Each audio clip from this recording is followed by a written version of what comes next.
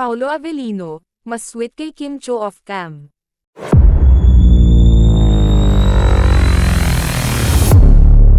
Sa isang panayam, kinumpirma ni Kim Cho, isang kilalang aktres sa Kapamilya Network, na mas tumindi ang kanyang pagiging sweet at pagpapakita ng pagmamahal sa kanyang mga mahal sa buhay ngayon.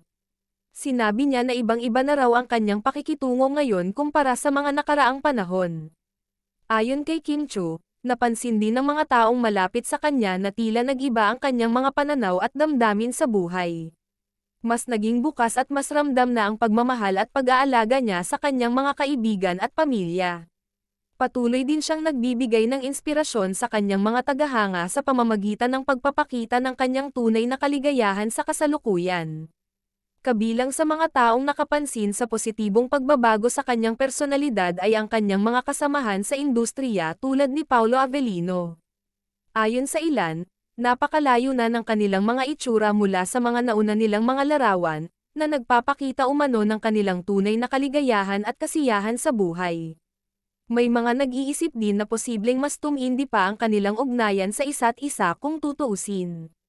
Lalo na sa kanilang personal na buhay na tila mas masigla at mas bukas kumpara sa kanilang mga naiulat na mga kaganapan sa publiko.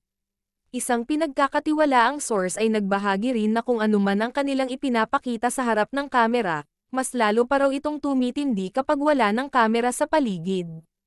Nagsimula na rin kumalat ang mga usap-usapan tungkol sa posibleng pagtatagpo ng kanilang mga landas, na tila ba't sila ang tinutukoy sa mga blind item na nagsasabi na may espesyal na pagtingin sa isa't isa. Sa kabila ng mga bulong-bulungan, nananatili pa ring masugid ang kanilang pag-aalaga sa kanilang karera sa showbiz. Hindi lang sa kanilang mga proyektong pang-telebisyon, kundi maging sa mga personal na pagkakataon na pinipilit nilang magkaisa sa kabila ng mga pagsubok at hamon. Napakalaking bahagi ng kanilang pagiging kilala sa industriya ay ang kanilang dedikasyon sa kanilang trabaho at ang pagpapakita ng tamang halaga sa kanilang mga kasamahan. Bagaman nagbabago ang ilang aspeto ng kanilang personal na buhay, ang pagpapahalaga sa propesyon ay nananatiling pangunahing prioridad para sa kanilang dalawa. Sa huli, hindi pa rin tiyak kung anuman ang magiging takbo ng kanilang mga buhay sa hinaharap.